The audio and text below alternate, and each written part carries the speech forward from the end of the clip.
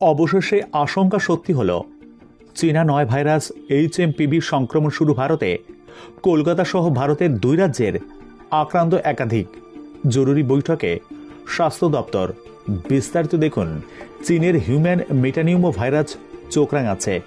নতুন বছরে ভারতেও এরকম সংক্রমণের খবর মিলল। কলকাতাতেও হিউম্যান মেটানিউমো ভাইরাস আক্রান্তের হদিশ। কলকাতায় HMPV-তে আক্রান্ত 6 মাসের এক শিশু। আজ কলকাতা, বেঙ্গালুরু, আহমেদাবাদ থেকে এখনো পর্যন্ত 4 জন শিশুর আক্রান্ত হওয়ার খবর মিলেছে। এই পরিস্থিতিতে জরুরি বৈঠকে বসে রাজ্যের স্বাস্থ্য দপ্তর। সূত্রের খবর, শিশু ও বয়স্কদের জন্য বিশেষ সাবধানতা অবলম্বনের পরামর্শ দিতে চলেছে বিশেষজ্ঞরা।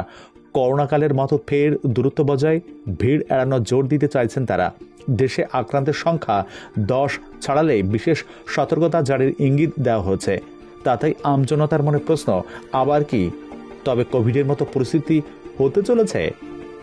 ভারতে HMPV-র সংক্রমণের কথা মেনে নিয়েছে স্বাস্থ্য মন্ত্রক। তবে এদিন বিবৃতি দিয়ে জানানো হচ্ছে, বেঙ্গালুরু ও আহমেদাবাদে আক্রান্ত শিশুদের দেহে ভাইরাসটি মিললেও সেটি চীনা ভ্যারিয়েন্টের মতো বিপজ্জনক নয়। তাদের সাম্প্রতিক অতীতে ক্ষতি দেখে স্বাস্থ্যকর্তারা জানাচ্ছেন, আক্রান্ত শিশুরা কেউ সম্প্রতি বিদেশে যাননি, তাই চীনা প্রজাতি সংক্রমণের আশঙ্কা নেই। রবিবারেই কেরলের স্বাস্থ্যমন্ত্রী সাংবাদিক বৈঠক করে মাস্ক পরার পরামর্শ দিয়েছিলেন। পশ্চিমবঙ্গের স্বাস্থ্য দপ্তর কি সেই পথেই হাঁটবে? প্রশ্ন। সূত্রের খবর, সতর্কতা অবলম্বনে 3টি বিষয়ে জোর দিতে চান স্বাস্থ্য বিশেষজ্ঞরা। 5 বছরের কম বয়সী শিশু এবং 65 ঊর্ধ্ব নাগরিকদের দূরত্ব বজায় রাখা, ভিড় যানবাহনে গেলে মাস্ক ব্যবহার এবং স্বাস্থ্যের দিকে বিশেষ নজর দেওয়া। বিশেষজ্ঞরা জানাচ্ছেন, 2001 সালে দেশের HMPV সংক্রমণের ঘটনা ঘটেছিল, তবে ধীরে ধীরে তার প্রভাব স্তীমিত হয়েছে। কিন্তু এবার সেই আতঙ্ক ফিরছে। বলা হচ্ছে, নতুন ভ্যারিয়েন্টের কোনো অ্যান্টিবায়োটিক নেই।